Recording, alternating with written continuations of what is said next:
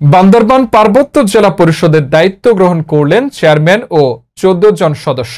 Staff reporter Mohammad আলীর video চিত্রে বিস্তারিত। বান্দরবান পার্বত্য জেলা পরিষদের নবনিযুক্ত চেয়ারম্যান অধ্যাপক থানজমা লুসাই এবং 14 জন সদস্য আনুষ্ঠানিকভাবে যোগদান করে দায়িত্ব গ্রহণ করেছেন। আজ সোমবার 11 নভেম্বর সকালে বান্দরবান পার্বত্য জেলা পরিষদের হলরুমে এই যোগদান ও দায়িত্ব গ্রহণের অনুষ্ঠান অনুষ্ঠিত হয়। এ সময় যোগদানপত্রে স্বাক্ষর করার মাধ্যমে চেয়ারম্যান ও সদস্যরা বান্দরবান পার্বত্য জেলা পরিষদের আনুষ্ঠানিক দায়িত্ব গ্রহণ করেন এবং পার্বত্য জেলা পরিষদের মুখ্য নির্বাহী কর্মকর্তা মোহাম্মদ মাসুম বিল্লাহ এর কাছে যোগদানের কপি জমা দেন।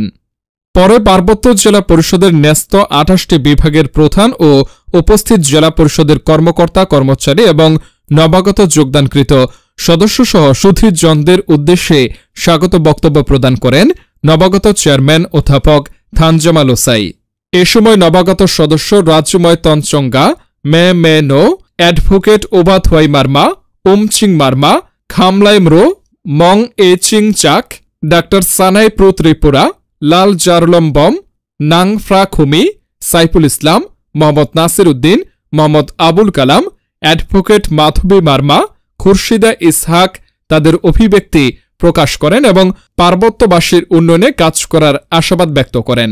গত 5 আগস্ট সরকার পরিবর্তনের পর থেকে আওয়ামী লীগ সরকার মনোনীত বান্দরবান পার্বত্য পরিষদের চেয়ারম্যান কশৈখলা এবং 14 জন সদস্যরা আত্মগোপনে চলে যায়। আর এমন অবস্থায় অন্তর্বর্তীকালীন সরকার গত 7 নভেম্বর এক প্রজ্ঞাপন জারির মাধ্যমে অধ্যাপক থানজমা লুসাইকে চেয়ারম্যান ও 14 সদস্য বিশিষ্ট নতুন অন্তর্বর্তীকালীন বান্দরবান পার্বত্য জেলা পরিষদ গঠন করে প্রজ্ঞাপন জারি করে। প্রসঙ্গত, এর আগে অধ্যাপক থানজমা লুসাই 2007 সালের 15 জুলাই থেকে 2009 সালের 24 মে পর্যন্ত বান্দরবান পার্বত্য জেলা পরিষদের চেয়ারম্যানের দায়িত্ব পালন করেন।